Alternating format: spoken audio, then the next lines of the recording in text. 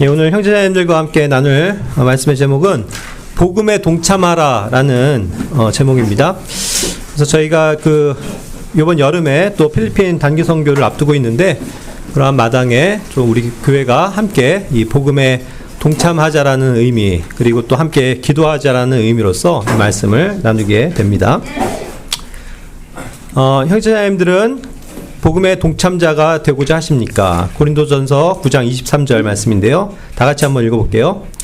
그런즉 내가 이것을 복음을 위하여 행하니 내가 너희와 함께 복음의 동참자가 되고자 함이라. 아멘. 예, 이 질문을 다시 드립니다. 형제자매들은 진정 복음의 동참자가 되기를 원하세요? 네. 예, 복음의 동참자가 되고자 함이라. 사도 바울은 모든 성도들 앞에서, 교회 앞에서 이와 같은 말을 합니다. 항상 복음의 동참자가 되고자 한다. 또 그러한 것을 교회 성도들에게도 바라고 있는 거죠.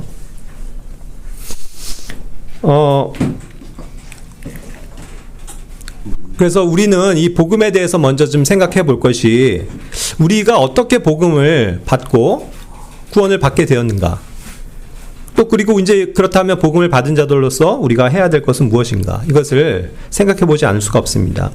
로마서 1장 16절 말씀하세요. 이는 내가 그리스도의 복음을 부끄러워하지 아니하기 때문이니 이 복음이 믿는 모든 자를 구원에 이르게 하는 하나님의 권능이기 때문이라. 먼저 유대인에게요 또한 헬라인에게로다. 복음으로 우리는 구원을 받았습니다. 그리고 이 구원에 이르게 하시는 이 복음이야말로 우리에게 속한 것이 아닌 하나님의 능력, 하나님의 권능인 줄로 믿습니다. 그런데 이 복음이 우리에게 전해질 때에 이런 순서적인 방식이 있었다는 거죠. 먼저는 이 복음은 유대인들이 받은 것입니다. 그렇죠? 그리고 유대인들이 이 복음의 말씀을 받아서 예수 그리스도를 이제 구원자로서 받아들이면서 예루살렘의 교회가 시작되었고, 또 그것으로만 끝나는 것이 아니라 그 성령님의 약속에 의해서 사마리아와 또 온 유대와 또 땅 끝까지 이르러서 그들이 이제 증인이 되면서 이 복음이 은혜의 시대로 넘어오면서 이방인들에게도 복음이 전해진 것이죠. 그것을 대표하는 것이 헬라인입니다. 그래서 이제 우리 같은 저 변방에 있는 우리 같은 한민족도 거의 1900여 년이 지난 그러한 시점에 한참 지나서야 이 복음을 제대로 듣고 구원을 받게 된 것 아닙니까? 그러니까 믿은 유대인들이 있었고, 또 이미 믿은 그러한 다른 헬라인들이 있었기 때문에 그들에 의해서 복음이 전파된 것이고, 우리도 이 은혜의 복음에 참여하게 된 것입니다. 그렇다고 하면 또 우리 입장에서는 이제 그것이 계속 그것으로 끝나는 것이 아니라 계승이 돼야 되겠죠. 우리 역시도 아직 예수 그리스도를 알지 못하는 사람들에게 계속 이 복음을 전해야 하는 이유가 여기에 있습니다. 그러니까 복음을 전할 의무가 우리에게 있다는 것은 항상 형제자매들이 기억하셔야만 합니다. 로마서 10장 14절 15절 말씀은 믿지 아니한 분을 어떻게 그들이 부르겠느냐, 또한 그들이 들어보지 못한 분을 어떻게 그들이 믿겠느냐, 선포자가 한 명도 없이 어떻게 그들이 듣겠느냐. 그들도 들어야만이 구원받을 수 있는데, 그죠? 들려주는 사람이 없으면 어떻게 그들이 믿을 수 있느냐라는 것이죠. 그래서 보내심을 받지 않았는데 어떻게 그들이 선포하겠느냐. 그렇기 때문에 그런 것에 대한 복음을 위해서 보내지는 그런 사람들도 있는 것이고요. 그래서 기록된 바와 같으니 화평의 복음을 선포하고 좋은 것들의 반가운 소식들을 가져오는 발은 얼마나 아름다운가 하였도다. 그래서 이 복음을 가지고 가는 이 발이 화평에 신을 신고 가는 거라는 거죠. 평화를 선포하는 그러한 굉장히 중요한 임무라는 것입니다. 그러한 의무를 가지고 우리는 이 땅을 살아가는 거죠. 그러니까 에베소서 6장 15절에서도 너희 발에는 화평의 복음을 예비한 것으로 신을 신으라 했잖아요. 이 복음을 화평의 그 복음의 신발로서, 신으로서 비유를 하고 있는데, 우리가 왜 신을 신어야 합니까? 신은 어떠한 목적이죠? 내가 집에 있을 때 신발이 필요한 것입니까? 아니죠. 밖에 나갈 때 신발이 필요한 거예요. 그럼 우리가 이 복음을 가지고 다른 사람들에게 정말 하나님이 주시는 평화를 선포하기 위해서 이 신발을 신고 나아가는 것이 얼마나 중요한 것입니까? 그러니까 복음의 어떠한 역할은요, 우리가 가만히 가지고 있는 것에 국한된 게 아니라 그것을 나누는 일입니다. 그것을 선포하는 일이에요. 그래서 이 복음을 우리가 신고서 나가야 합니다. 그러니까 그런 면에서 우리가 복음을 가지고 나아가는 것이야말로 얼마나 중요한 것이고 또 하나님께서 기뻐하시는 것이냐, 이런 것들을 생각해 볼 수가 있는 거죠. 복음을 전해야 할 의무는 고린도전서 9장 16절에서 18절에도 잘 나와 있습니다.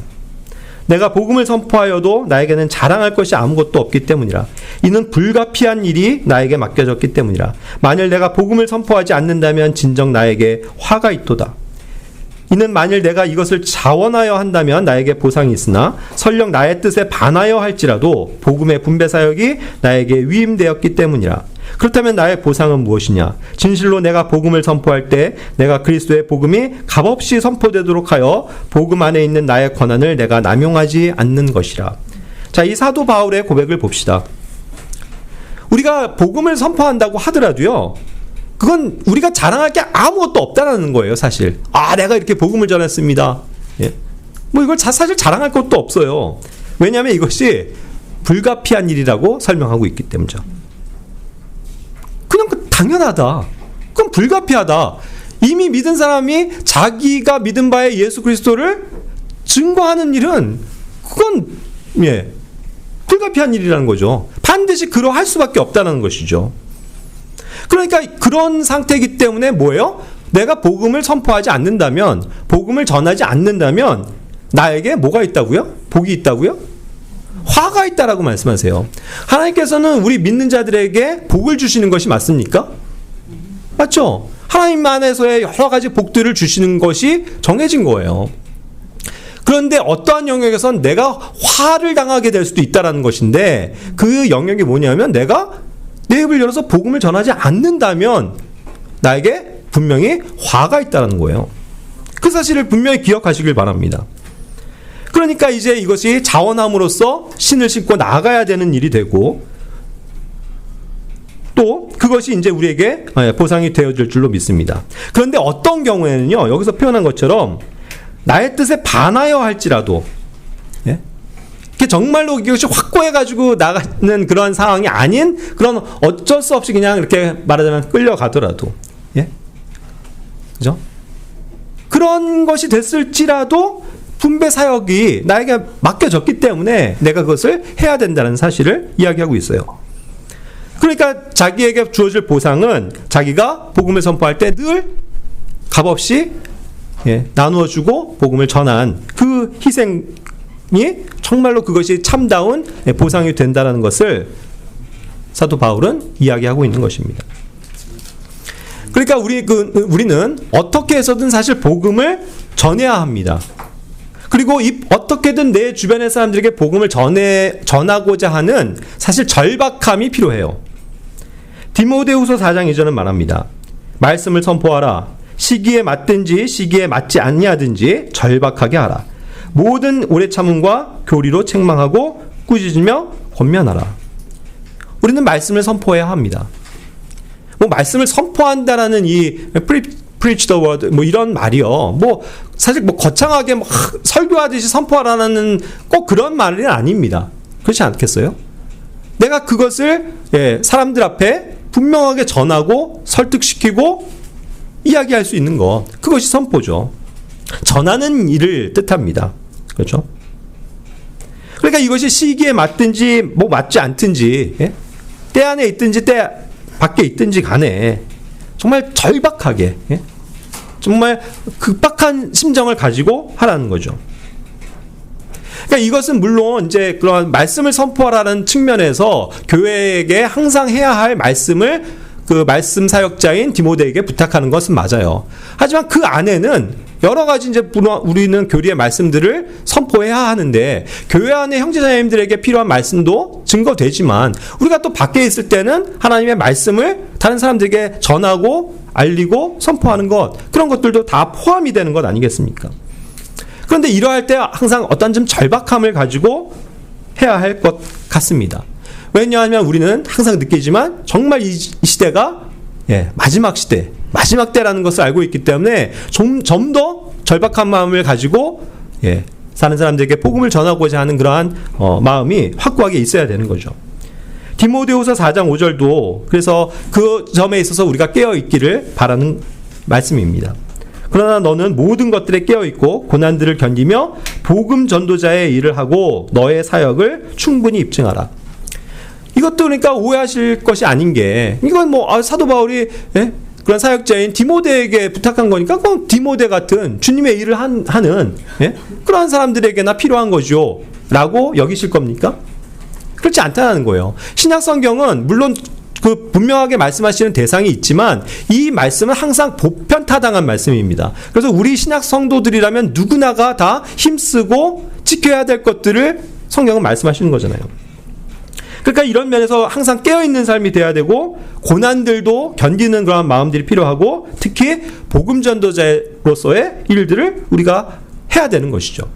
복음 전도자라는 것도 분명히 이 사도행전 4장 에베소서 4장 11절에 보면 하나의 은사로서 등장을 하는 것을 봅니다.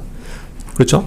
그래서 이것이 모든 사람들이 복음을 전해야 하지만 어떠한 사람들은 특별히 복음을 전하는 데 힘쓰고 또 어딜 다니면서까지도 복음을 전하는 그러한 어떤 열심을 가진 은사들이 주어지는 건 맞아요. 하지만 그것이 또 은사적으로만 이야기할 수는 없다는 것입니다. 이것은 방금도 얘기한 것처럼 우리의 의무이기 때문에 그런 점에서는 우리 모두가 다 뭐가 돼야 된다는 얘기예요? 여러분들이 복음 전도자가 되셔야 된다는 뜻입니다. 예? 에반젤리스트. 예? 복음 전도자 김동문. 예? 복음 전도자 유로아. 이러한 삶을 사셔야 된다는 거예요. 그렇죠? 이러한 엄중한 하나님의 말씀을 우리가 다시금 새겨보아야 할 필요가 있습니다. 계속 이어지는 말씀인데요. 빌립보서 1장 18절에서는 그렇다면 무엇이냐? 그럼에도 불구하고 거칠애로 하든지 진실로 하든지 각각의 방법으로 저마다 그리스도가 선포되는 것이라. 그런즉 그것으로 나는 기쁨을 얻고 진정 기뻐하리라. 자, 어떤 경우는 아까도 자기가 자원하지 않더라도 되어지는 그런 영역도 있었지만 여기서도 보면요. 어떤 경우에는 이 복음을 전할 때 거칠애로 하는 경우도 있다는 거예요. 거칠애로. 거칠애가 뭐죠? 정말 속 중심으로부터 우러나와가지고 정말 내가 이것을 해야지 하는 자원하는 마음으로 기쁜 마음으로 되어지는 게 아니라 사실 억지로 어떻게 보면 끌려가거나 남 눈치 보면서 하기는 싫은데 그래도 그냥 해야지 하면서 그냥 겉으로 하는 척 하면서 나아가는 거죠. 분명히 그게 거칠애예요. 겉으로만 그냥 그런 척 한다는 거잖아요. 거칠애. 그런데 놀랍게도 이런 거칠애로서 모습이 굉장히 부정적인 의미입니다만 이 말씀에서는 거칠애로 하는 것일지언정 이것을 하는 게 뭐하다는 거예요? 유익하다는 거죠. 이러한 방법으로도 복음이 선포되기 때문에 이것은 기뻐할 만한 일이라는 거죠. 그런 경우가 참 많습니다. 나는 정말 하기도 싫고 정말 내 마음도 안 되고 하는데 그냥 억지로 다른 청년들이 가니까 그냥 나도 그냥 눈치가 보이네. 내가 매번 안 가니까 그래서 그냥 억지로 가갖고 전도지 나눠주고 이런 것도 창피하고 하기도 싫고 그런데 억지로라도 그냥 한번 해볼까 하고 그냥 우연히 건네줬는데 어떤 사람이 정말 그것을 잘 받고 고맙습니다 하면서 읽어보고 뭔가 얘기가 됐다고 쳐봅시다. 얼마나 기쁜 거예요. 자기는 거칠애로 하는 그런 식으로 나갔지만 하나님의 복음의 역사는 또 다르게 역사되어지기도 한다는 것이죠.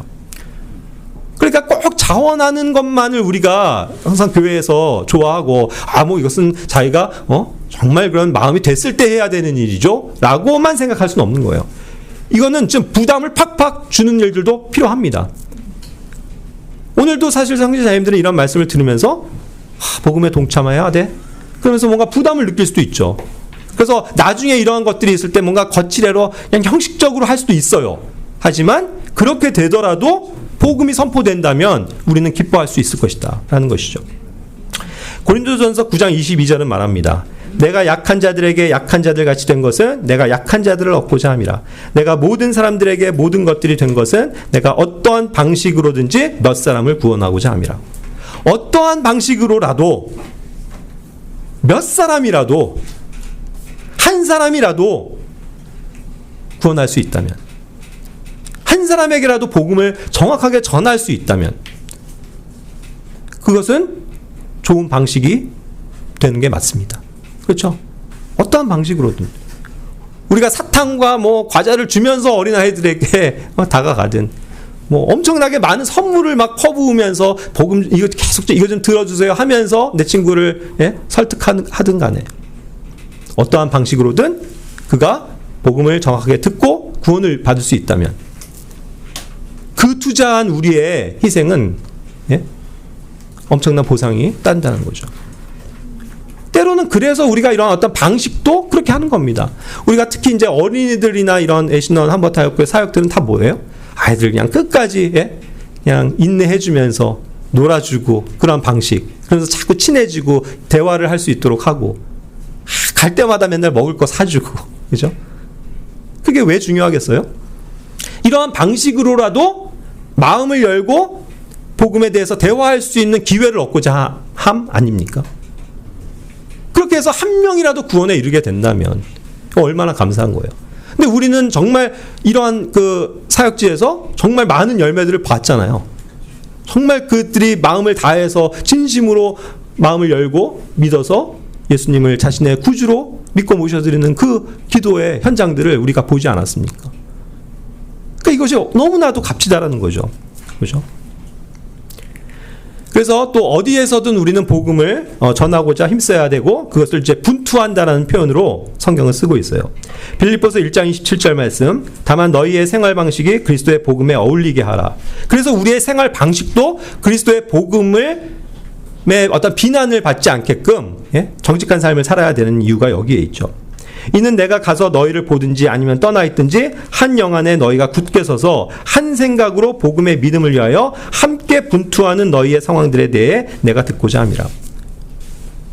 굳게 서서 한 영 안에서 한 생각으로 한 가지의 그런 면에 있어서의 마인드를 가지고 믿음을 위해서 함께 분투하기를 원합니다. 그죠? 그런 정말 모습을 바울은 보기를 원했던 거예요. 지역 교회들마다. 로마서 15장 20절에서 23절에서도 진정 이와 같이 내가 복음을 선포하기 위하여 분투하였는데 그리스도의 이름이 불려진 곳이 아니었으니 내가 다른 사람의 기초 위에다 건축하지 아니하려 함이라.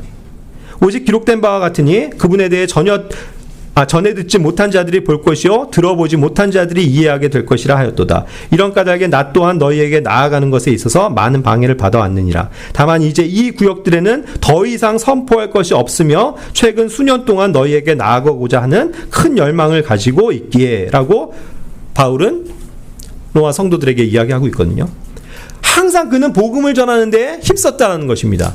그것을 정말 분투했어요. 그 일을 위해서. 그리고 이왕이면 또 그리스도의 이름이 아직 불려지지 않는 곳으로 가서 복음을 전하기를 힘썼던 것입니다. 그래서 그는 어디를 가더라도 복음을 전하는 일에 충실했고 그 기간 동안 최선을 다해서 복음을 전했잖아요. 그래서 아시아에 있는 사람들이 다 복음을 들을 정도까지 2년 동안 내내 어떠한 장소에 서서 복음을 전했던 것 아닙니까? 그러니까 그의 입장에서 보면 이제는 자기가 지금 있는 곳에서 보니까 이 구역들 안에서는 더 이상 선포할 데가 없어요. 한 번씩은 다 전했단 말이죠. 그죠? 물론 그 사람들에게 계속 안 믿어도 계속 전해서 믿게 하는 것도 중요하겠지만 이제는 다른 곳으로 또 그의 열망이 생기는 거예요. 어디를 가기를 원했던 겁니까? 아직 복음을 알지 못하는 저 먼 스페인까지도 가기를 원했던 거예요. 그리고 아직 가보지 못한 그 로마에도 가서 복음을 전하고 또 거기에 있는 성도들을 복음 안에서 위로하기를 원했던 거죠. 이와 같이 어떠한 경우에는 특히 복음이 필요한 미종족 그런 어떠한 나라들이나 언어권이나 사람들이 있겠죠. 아직도 복음이 이렇게 평탄하게 전해지지 않는 곳, 그죠? 그런 곳에도 우리의 마음이 열려 있어야 되는 것입니다. 그러니까 이 땅의 현실은 어떻습니까? 지금 대한민국은 다들 나는 부자다라고 생각하고 하나님 없이 잘 살고 있다. 하나님 필요 없다. 이거 아니에요. 모든 사람들의 마음이 그렇게 팽배해 있습니다. 그렇게 인본적인 교육과 진화론과 유물론과 그죠? 이런 것들에 의해서 다 세뇌된 사람들은 복음이 필요 없다라고 얘기해요. 그래서 우리가 정말 복음을 전할 때 전도지 한 장을 주기도 정말 힘든 걸 보지 않습니까? 다 팽개치고 가잖아요. 받자마자 버리잖아요. 무시하잖아요. 그러니까 이와 같이 교만하고 복음을 거부하는 백성들, 그런 사람들 말고 어떤 그런 것들을 잘 들어보지 못해서 순수한 마음으로 겸손하게 받는 그런 마음이 가난한 사람들이 있다면, 그런 사람들에게도 복음을 전할 수 있다면 훨씬 더 많은 열매들을 맺을 것 같습니다. 그것이 우리가 필리핀을 가는 이유입니다. 제자님들. 우리는 여기 이제 사진도 보시지만 2023년에 필리핀 플로라는 지역에 가서 선교를 하고 왔습니다. 이것이 너무나도 참 귀했었던 우리의 그 은혜의 현장이었던 것을 다들 고백하고 간증했잖아요. 그때 12명의 성도들이 가서 정말 거기에 있는 사람들에게 복음을 전하는 일에 이 모양 저 모양으로 우리가 섬기면서 복음을 전할 수 있는 기회가 있었죠. 예. 그래서 이 필리핀에는 뭐 아시듯이 1억 2천만 명의 인구가 있습니다. 85%가 카톨릭 신자들이고, 근데 이 카톨릭도요, 그 카톨릭은 항상 정책이 그 토속적이고 그 타협적이기 때문에 항상 그러한 토착 종교와 함께 가죠. 그래서 희한하게도요, 저희가 이제 가서 경험했지만 정말 잡다한 미신적인 게 결합된 카톨릭이에요. 그렇죠? 그래서 뭐 흑인 예수, 아기 여자아이 같은 마리아 이런 거 하면서 막 섬기고 막 온갖 우상이 잡다한 그런 국가거든요. 그런 데서 아직도 복음을 알지 못하고 죽어가는 사람들이 얼마나 많습니까? 그래서 어쨌든 우리는 작년에도 이와 같은 선교의 현장에서 어쨌든 우리가 할 수 있는 그러한 선교를 정말 감사한 가운데 할 수 있었고, 또 그렇기 때문에 이제 24년 올해에도 그러한 복음을 선포할 수 있는 것들을 위해서 지금 기도하고 있습니다.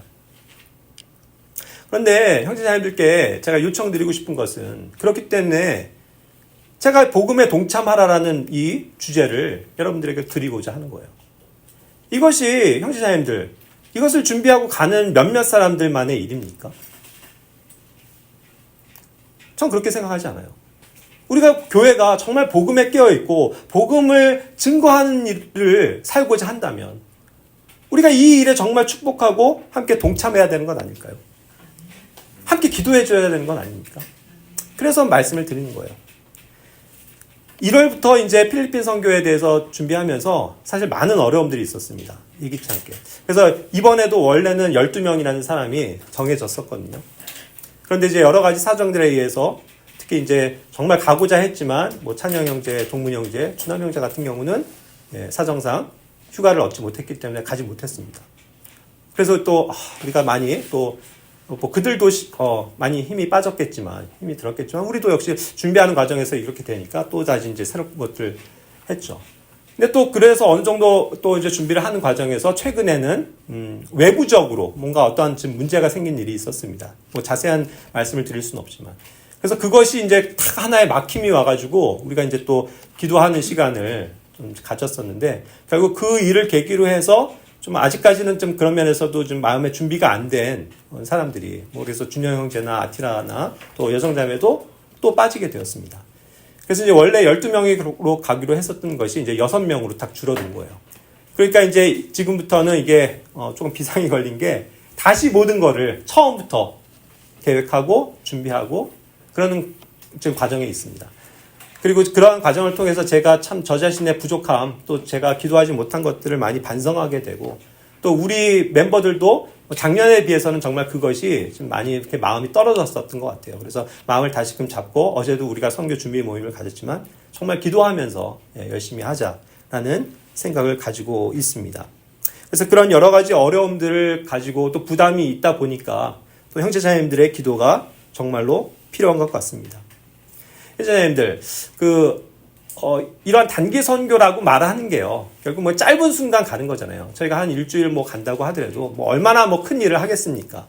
하지만 작년에 그 김성재 선교사님이 저희에게 해주신 말이 저는 아직도 참 기억이 되는데, 우리 청년들에게 그랬어요. 여러분들은 단기 선교라는 건 선교가 아닙니까? 단기 선교도 선교입니다. 단기 선교사도 선교사입니다. 여러분 각자가 선교사라고 생각하고 임하세요. 이 질책을 주셨거든요. 참 그게 와닿더라고요. 일주일 와 있으면 어떻습니까? 일주일 동안 복음 전하고 가면 그게 선교사 아닙니까? 그게 굉장히 우리의 마음가짐을 다르게 새롭게 해주더라고요. 그런 마음으로 우리가 임해야 하는 것 같습니다. 그래서 우리가 작년에는 이와 같은 식으로 일을 했었어요. 그때 이제 그 플로우는 그 김성석 선교사님이 여러 가지 이제 프로그램을 제시하고 또 우리들이 할 수 있는 것들을 딱딱 계획해서 갔기 때문에 말하자면 어떤 집회 중심으로 해서 처음에 이제 뭐 마을에 다니면서 마을 청소부터 시작하면서 마을 주민들을 초청하고 하는 일들을 했고, 그러면서 실제로 어떤 공간에 모여서 우리가 아이들을 위해서 여러 가지, 또 거긴 이제 초점이 아이들이었으니까 아이들에 맞게끔 복음을 전하기 위해서 뭐 마임이라든가 찬양이라든가 함께 놀아주면서 하는 여러 가지 프로그램들을 다 구성해서 정말 열심히 또 그 일을 임했고, 또 그런 면에서 많은 열매들이 맺어졌던 것 같습니다. 그리고 또 이제 바탄이라는 그 아이따 원주민들이 있는 곳에도 찾아가서 거기서도 또 동일한 프로그램을 가지면서 아이들에게 복음을 전할 수 있는, 또 그리스도의 사랑을 전할 수 있었고, 그리고 이제 마지막에 그 플롯교회 현장의 예배에 함께 참여하면서 함께 정말 예배 드리고 거기에 있는 아이들을 위로해주고 격려해주고, 그런 사역에 동참을 하는 그러한 일로 시간을 보내고 왔죠. 그런데 이번은 양상이 다릅니다. 제가 이제 그래서 우리 형제자매들도 좀 정확하게 알고 계시라고 이 2024년 필리핀 단기 선교에 대해서 말씀을 드립니다. 우리가 이제 7월 7일에 출발해서 일단 공식적으로는 12일에 끝나고 이제 14일에 저희가 귀국하는 걸로 되어져 있는데, 자, 여기 이제 그 보시면 그 필리핀 사진에 여기 지도의 딱 중앙 부분에 조그만 섬이 있는데 이게 마린두케라는 섬입니다. 필리핀은 굉장히 많은 섬들로 이루어진 거 아시죠? 그런데 그 필리핀 전역의 그 권역을 놓고 볼 때 거의 딱 중앙에 있어요. 그래서 이 섬 자체를 그들도 필리핀의 심장이라고 부릅니다. Heart of the Philippines. 그렇게 불리는 지역이에요.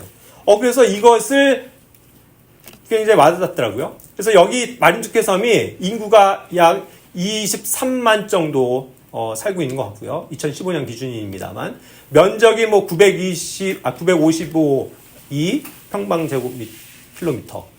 근데 이제 이게 감이 안 오잖아요. 그래서 이제 비슷한 걸 좀 우리나라식으로 찾아봤더니 인천시가 1000이 조금 넘거든요. 그러니까 인천보다 약간 작고 대구가 884니까 대구보다 약간 큰 정도의 면적이죠. 그러니까 사실 생각보다 굉장히 커요. 인천시만한 그러한 섬이니까 우리가 되게 조그맣게 보이지만 그런 지역으로 가는 겁니다. 그러면서 역시 우리가 이 용어에 착안해서 캐치플레이를 이와 같이 정했어요. Heart of Jesus, Heart of the Philippines. 예수 그리스도의 심장으로 그들 마린두케 섬에 필리핀에 예수의 마음으로 예수를 전하는 그런 것을 이제 캐치플레이로 해서 기도하고 있습니다. 이것이 굉장히 이번에는 어려운 일정이에요, 여러분. 그래서 기도가 많이 필요하다는 겁니다. 마닐라에 그냥 그 자정에 도착하자마자요, 저희는 새벽 기다렸다가 잠도 못 자고 새벽 4시에 출발을 해서 3시간 40분 동안이나 차를 타고 한국에 도착해야 됩니다. 그리고 거기에서 한 1시간 잠깐 쉬었다가 거기에서 이제 3시간이나 걸리는 배를 타고 이 마린두케 섬으로 들어가는 거예요. 굉장한 여정이죠. 그리고 이 섬을 확대해보면 이렇게 해서 한국에 도착해서 이제 서쪽으로 1구역, 그 다음에 쭉 그 길을 따라가면서 2지역, 그 다음에 마지막으로는 3지역이 이제 그 다음에 있는 조그만 섬이 있는데 그것이 이제 마니와야라는 섬입니다. 조그만 섬이라서 이때는 이제 큰 배를 타고도 못 들어가고요. 조그만 배를 타고 이렇게 들어가야 되는데 뭐 대략적으로 뭐 한 인구가 200명에서 뭐 많을 때 조금 500명 정도의 인구가 있는 작은 섬이라고 합니다. 이러한 이제 섬 지역을 우리가 다니면서 복음을 전하는 거예요. 전혀 계획된 프로그램이 없습니다. 우리는 그냥 성령이 인도하는 대로 발길 닿는 대로 그 갈보리 침례교회 형제 자매들과 함께 그냥 다니는 거예요. 그리고 또 돌아와서 또 숙소에서 쉬고 또 다른 지역으로 이동을 해서 또 그 주변에 있는 마을들을 다니면서 복음을 전하게 되는 것입니다. 굉장히 많이 걷고 많이 이동을 해야 되는 그러한 험난한 코스죠. 그래서 원래 이제 현우 형제도 이번에도 또 가고자 하는 마음도 있었지만 애초부터 이것은 불가능하다. 워낙 험한 데를 많이 다녀야 되기 때문에. 그래서 이제 못 간 것이거든요. 그리고 이 일정을 보면요. 그래서 화요일부터 목요일까지 계획된 것이 매일 새벽에 이제 6시에 기상을 해서 그때부터 선교 준비를 해서 계속 다니면서 오후 6시까지 복음을 전하는 겁니다. 그런 전도 여행을 하는 거예요. 그리고 마지막 금요일은 새벽 3시에 기상을 해서 5시에 첫 배를 타야 내륙으로 돌아와서 쭉 다시 차를 타고 마닐라에 도착하는 거거든요. 그러니까 굉장히 험난한 그러한 코스죠. 그러다 보니까 이게 굉장한 체력도 요구하고 기도가 많이 필요한 영역이 여기에 있습니다. 그냥 사도 바울과 같은 그러한 방식이에요. 전 근데 그것이 참 마음에 듭니다. 왜냐하면 우리가 이렇게 계획된 어떤 프로그램을 가지고 선교하는 것보다는 정말 성령이 어떻게 인도하실지 모르는데 성경과 전도지 들고 가면서 그냥 만나는 사람들에게 찬양부터 시작해서 우리 청년들이 찬양할 거거든요. 영어로 찬양해야 합니다. 찬양하고 그럼 사람들이 모여들면 거기서 전도를 시작하는 거예요. 그런 어떤 정말 사도 바울이 했었던 그 현장을 다시금 이렇게 경험하면서 복음을 선포할 수 있는 그런 정말 놀라운 특권의 시간입니다. 그래서 이것이 이제 그 작년 1월에도 그 갈보리 침례교회의 윤경영 형제님과 또 한두 형제님들이 함께 가셨었던 전도 방식의 그 영상을 제가 그냥 캡처해서 소개해드리는 거예요. 이분은 그냥 마이크 들고 어디든 서가지고 거리에서건 시장에서건 길거리에서건 복음 전하고 같이 준비해간 전도지들을 함께 나눠주고 복음을 전하는 겁니다. 그렇게 해서도 근데 이들이 굉장히 많이 혼들이 주님께로 돌아왔다고 해요. 그만큼 필리핀은 순수한 지역으로 특히 이런 섬마을 가면 더 그렇대요.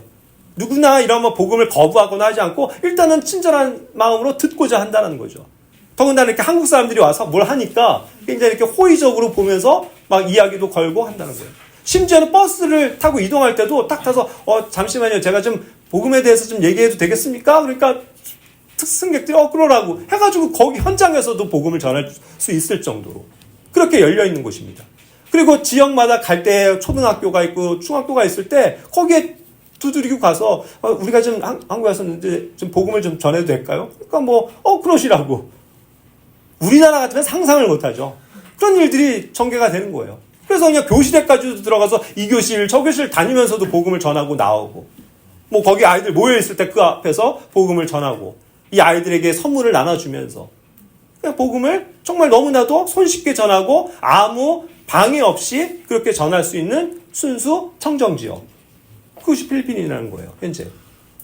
그래서 이런 지역을 소개받았고, 이 갈보리 침례교회의 그 윤경영 형제님이 예전에 필리핀에서 4년 동안 선교를 하셨기 때문에 그때에 그 얻은 형제들, 혼들이 많아요. 그들을 계속 성경으로 훈련시켜서 그들이 지금 각 여러 지역에 사역자들이 되어 있습니다. 청년들인데요. 갓 결혼한 신혼부부들. 이런데 자기들도 복음에 헌신하겠다고 해서 각 지역마다 복음을 전하면서 그곳에서 교회를 세우고 그렇게 해서 정말 가족들 중심으로 10명 이 정도밖에 안 되지만 그렇게 순수하게 지역교회를 만들어 가고 있는 중입니다. 그래서 이번 선교회는 역시 그런 방식으로 할 때 여기에 있는 그 필리핀에 있는 현지 사역자들, 그 청년 사역자들이 다 함께 하기로 한 거예요. 그래서 그들이 몇 명일지 아직은 모릅니다. 그런데 그러한 사람들이 함께 하는 거죠. 여기 있는 자매님은요, 그 윤경영 형제님의 그 부인 자매예요. 그리고 여기 이제 어린이가 전도지를 받는 게 아니고 나눠주는 거예요.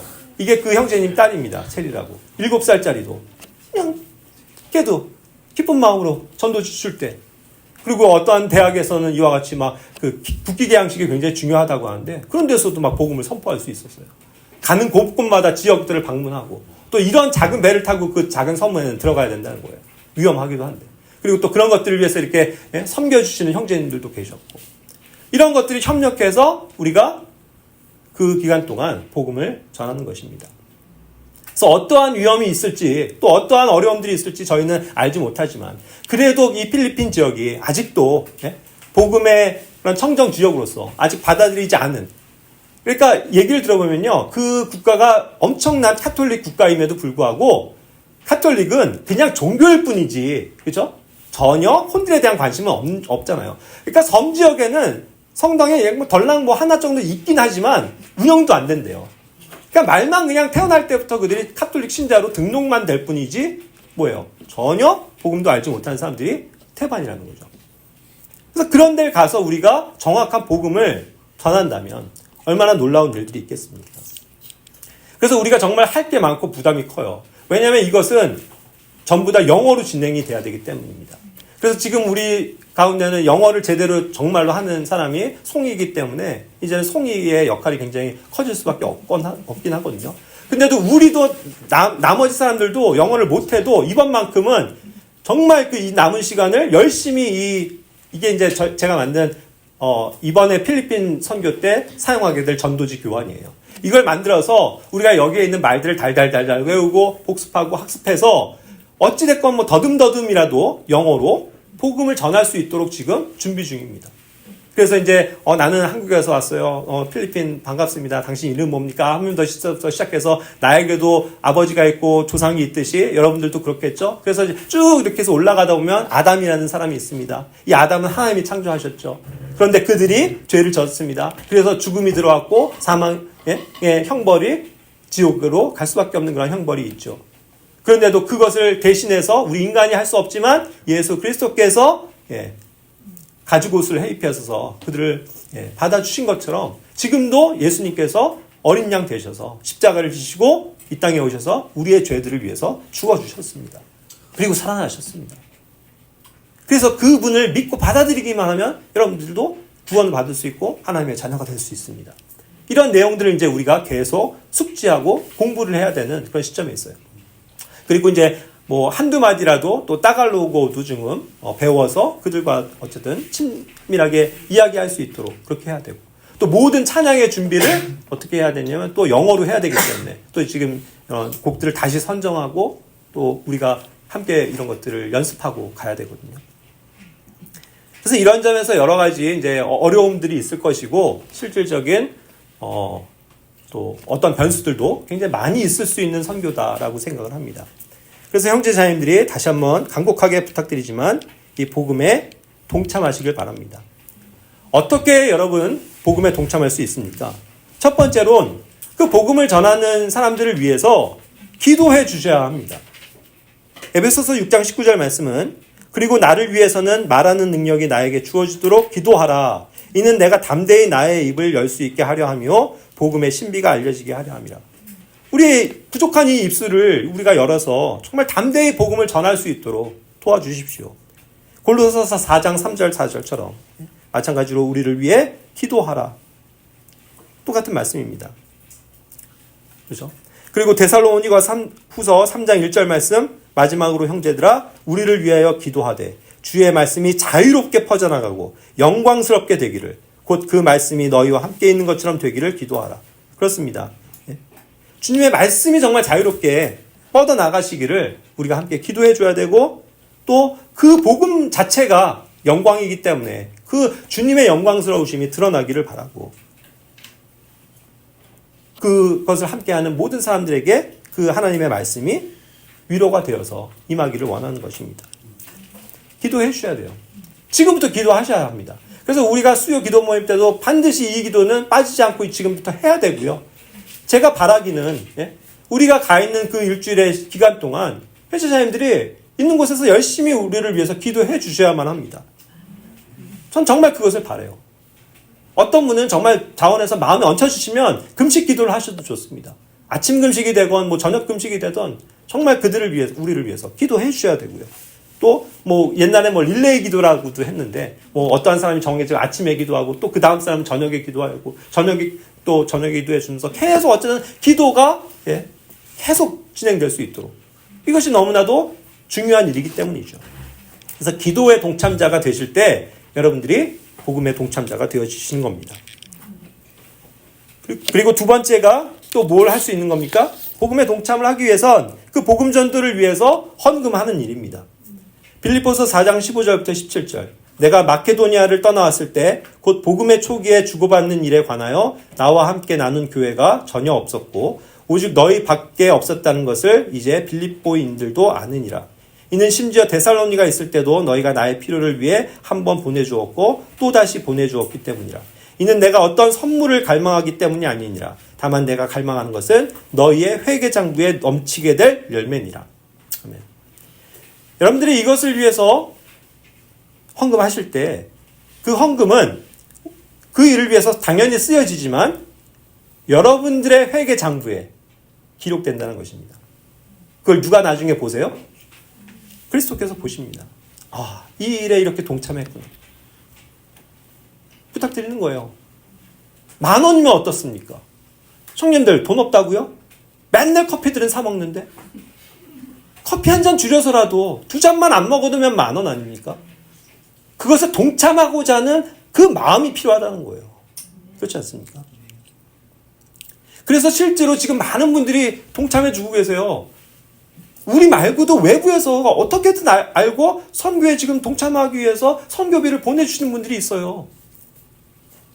저도 그 CH49라는 그 모임에 가끔 가지 않습니까? 거기에 갔더니 이렇게 감사하다고 사례비를 이렇게 헌금을 주시더라고요. 그래서 극구 안 받으려고 했어요. 근데 또 어쩌다 자기들 다 모든 분들에게 이와 같이 하기 때문에 방식이기 때문에 꼭 받아주셔서 좋은 일에 사용해 주시길 바랍니다 하더라고요. 그래서 그냥 마음을 고쳤고 알겠습니다. 감사합니다. 그럼 저희가 정말 이번에도 또 선교하는 일이 많이 있는데 선교 헌금에 사용하도록 하겠습니다. 그래서 받아와요. 그래서 저는 그것을 선교 헌금을 위해서 계속 넣고 있습니다. 이런 일들이 얼마나 귀한 것입니까? 우리 모두가 이런 면에서도 선교에 동참을 할 수 있기를 바랍니다. 세 번째로는요. 어떻게 동참할 수 있나요? 실제로 동참하는 거예요. 실제로 동참하는 겁니다. 근데 여건상 가고 싶어도 이번 필리핀 이런 데는 못 가죠. 그러니까 그런 건 어쩔 수 없습니다. 하지만 혹시라도 여러분들이 앞으로도 여러 가지 기회가 있을 때 나도 이런 면에서 복음을 전하는 일에 동참해야지라는 마음을 가지시고 실제로 동참하면 감사한 일이라는 거죠. 그런 일들이 뭐가 있습니까요? 우리가 서울역에 매달 나가지 않습니까? 그 일에도 똑같이 동참하는 거예요. 그 일에도 함께 기도해주고 그 일에도 선교에 헌금을 보내주고 가는 사람들을 격려해주고 그렇죠? 함께 할 수 있을 때 같이 가서 섬겨주는 것입니다. 그래서 애신원 선교 사역도 그렇고 한번학교를 위한 사역계도 동일한 마음을 가지고 동참하실 수 있을 때 동참하면 함께 은혜를 누리게 되는 것입니다. 디모데후서 1장 8절 말씀입니다. 그러므로 너는 우리 주의 증언을 부끄러워하지 말며 그분의 속박된 자인 나의 증언도 부끄러워하지 말라. 오직 너는 하나님의 권능에 따라 복음의 고난들의 동참자가 되라. 이 복음은 항상 고난까지도 되어지는 그런 일들입니다. 이것이 결코 즐겁고 쉬운 일만은 아니잖아요. 하지만 그런 것들을 할 때 항상 복음의 동참자가 되고자 형제자님들이 기도하시고 실제로 그 일에 참여하시는 자가 되어야 된다는 것입니다. 그래서 우리 교회가 모든 일에 이와 같이 선교에 동참하는 교회가 되기를 바라요. 우리가 당연히 이 땅에서 살면서 교회로서 해야 될 일들은 많습니다. 그래서 언제나 우리는 이런 면에서 밸런스가 중요해요. 각자가 하나님의 말씀에 깨어있고 말씀을 읽고 공부하고 기도하고 또 교제하고 그렇죠? 예배드리고 이런 모든 것을 힘써야 되죠. 그런데 그러한 측면에서 한 가지 영역 우리가 다른 사람들에게 복음을 전하는 일들도 항상 우리는 깨어 있어야만 한다는 사실입니다. 그렇죠?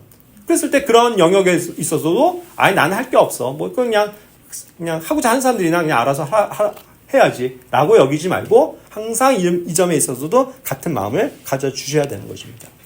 선교에 정말 참여하고 그리고 선교를 준비하는 자들과 한 마인드가 되어주시기를 제가 부탁드리는 것입니다. 혜신자님들 어떠세요? 신앙생활 하면서 가장 큰 기쁨을 누릴 때가 언제입니까? 저는 경험해 보건데 복음을 전해서 어떤 한원이 구원을 받을 때 그처럼 정말 보람 있고 기쁘고 너무 행복할 수가 없는 거예요. 그것들 경험하지 않습니까? 정말 그게 너무 큰 기쁨이잖아요. 그리고 우리가 이 땅에서 정말 하나님 앞에서 정말 너무나도 감사할 수 있는 그런 제목이 바로 이런 것들인데 정말 우리가 복음을 전하는 것에 깨어 있음으로써 함께 기뻐하고 함께 성장하고 함께 힘을 얻는 교회가 되기를 바랍니다.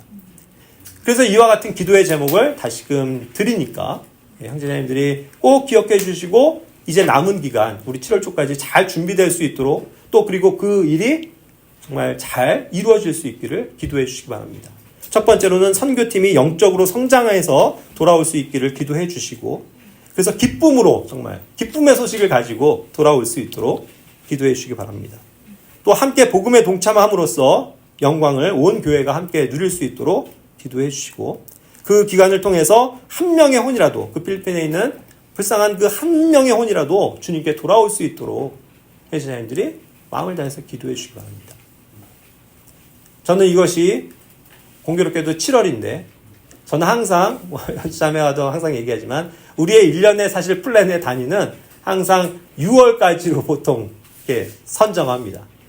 5월, 6월에 언젠가 주님이 오시겠지. 그래서 올해 1년아 하고서 기다리면서 살거든요. 그래서 그 다음을 사실은 넘어가면 그때부터는 올해는 아니고 내년이겠구나 이런 마음을 이제 가지고 사는데 이것이 이제 5월, 6월에 또 그토록 기다리는 어떤 휴거가 없다면 또 여전히 우리는 이 땅을 계속 1년 동안 열심히 살아나갈 것 아닙니까? 그때 그 시작을 우리가 선교에 동참함으로써 주님이 안 오신다면 계속 복음을 전해야 되잖아요. 그래서 그러한 일들에 함께 들여짐으로써 교회가 여전히 주님께서 기뻐하시는 모습으로 또 한 해 한 해를 살아갈 수 있다면 너무나도 좋겠습니다. 그래서 형제님들께 정말 다시 한번 이런 복음에 동참하는 마인드와 또 기도에 부탁을 드리면서 이 시간 함께 기도하겠습니다.